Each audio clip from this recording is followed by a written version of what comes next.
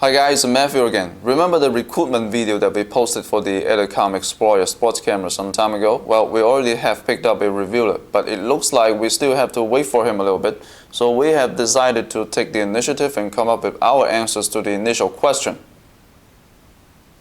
Well, to be honest, for the 4K part, that is no. Since it only has 4K at 15 FPS, which sounds like an excessive feature whose only point of existence is to get people's attention. And we just don't think that 15 FPS at any resolution will have anything to do with a sports camera. Plus, the chipset is all-winner V3, which only supports hard encoding up to 1080p. Oops, something gets really fishy here. But bear in mind that the Explorer can also do slow-mo videos in 1080p at 60 FPS and 1700p at 120 FPS. So we cannot say that the new camera is completely disqualified as the SJ4000 successor. So in this video, we're going to take a rather comprehensive look into the new camera, compare it a little bit with the SJ4000, and hopefully help you know this camera better by giving out our answer in the end. And let's start with the design. Frankly, not much to talk about except for the screens. The ELECAM provides superior user experience as they have a screen of 2-inch. Which is 0.5 inch larger in diagonal measurement than the SJ4000. Previewing feels a lot more comfortable on the ELECAM. For those who have relatively weak eyesight, this is good news. Plus, they have taken full advantage of this space in the back right here. While a little downside on the back is that the notification LED on the Explorer is smaller and dimmer. This can be the necessary sacrifice made for the enlarged screen. And when I look at the firmware, I would say that the positioning of the two cameras are different. The SJ cam seems to be less sports-oriented with the absence of slow-mo video. To compensate this, it has more options for tweaking image quality. On the other hand, you just don't have that many options on the Explorer. For those who prefer having customized photo quality, the SJ4000 seems better. But getting access to those options are just way more painful than on the ELECAM, as you can see that all the options on the SJ4000 are lined up in just one menu, whereas on the ELECAM they are all categorized. And let's go and compare the sensor on the two cameras a little bit. Unfortunately, for this part, the weather hasn't been quite cooperative lately, so we weren't able to get any sample under bright sunlight.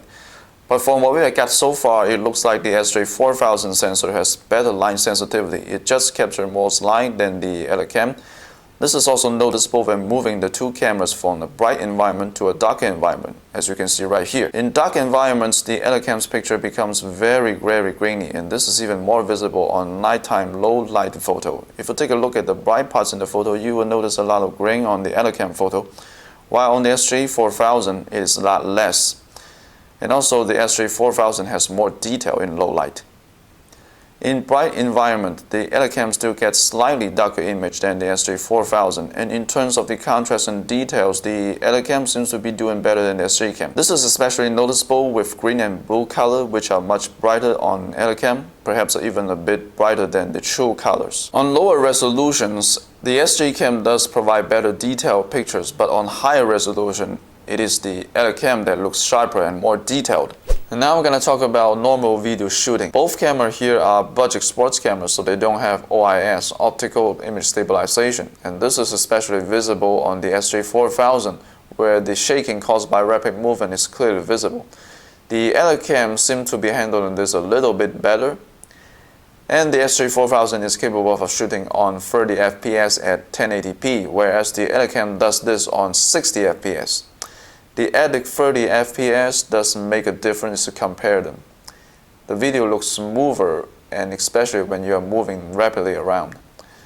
And here we'd like to point out that the ELECAM seems to have real 60 FPS, not the fake 60 FPS on the SJ cam, which is actually a duplicated 30 FPS. As for the image quality, again, it is visible that the ELECAM has more trouble with low light settings and transition. The video is much darker than the SJ4000.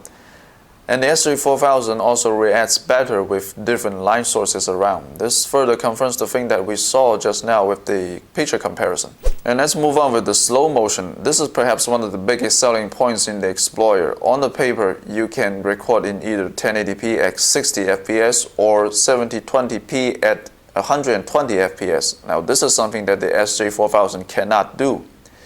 When recording in this setting, it works pretty much the same as normal video, But when you play back the recorded video, the frame rate drops back to normal. So this produced the slow motion effect.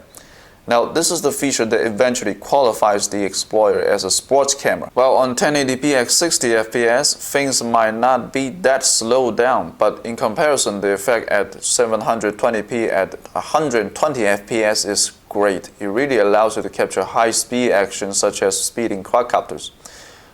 But as with the normal video, the ELECAM still has weak low light performance. This is really a downer for me.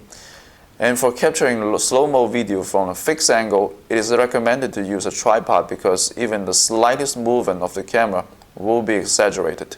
Now, both cameras have Wi-Fi connection that allows you to pair with a smartphone, and of course you will need a mobile app for this. For the SJ4000 is an app called SJ4000-HD, and the ELECAM has it called Explorer. Very fancy name, by the way. The main difference between the apps is the UI. The SJCam app is very basic and it seems a little bit primitive. The ELECAM app has a fresher interface. It has all the functions available, including slow-mo, and this is all done from the main window. In the settings menu, you have almost all the settings you can get. You can also even see the firmware version of the camera and update it if there's a new version. I'm not saying that the SJCam-HD has limited option in the setting menu, but they are just not that thorough compared to what you have on the camera itself. So obviously, ELECAM has done a way better job than the SJ4000 for the app. So given what we have so far on the ELECAM Explorer, we cannot be 100% sure that it is the legitimate successor of the SJ4000. Sure, it has the fake 4K, 2.7K, and 2 different slow-mo mode, and even built-in time-lapse, which are the things that the SJ4000 cannot do, but we are also aware of its weaknesses compared to the SJ4000. So do we think that it can take over from the SJ4000? Well, that depends on the future efforts from the manufacturer. For starters, they maybe can try optimizing the firmware to improve low light performance, and maybe open up more options in the setting menu, making it easier for users to tweak their image quality. And what about Ultra HD videos? Now, I guess we'll have to wait for the next model that uses a different chipset that actually supports hard encoding in 4K. Overall, this is a nice little sports camera, especially lovely for its slow-mo function. And that was all our answer to the question. And Mr. Who's the Boss? We're waiting on you. Again, if you find the content useful, don't forget to give this video a thumbs up and subscribe. This is Matthew, and I'm signing out.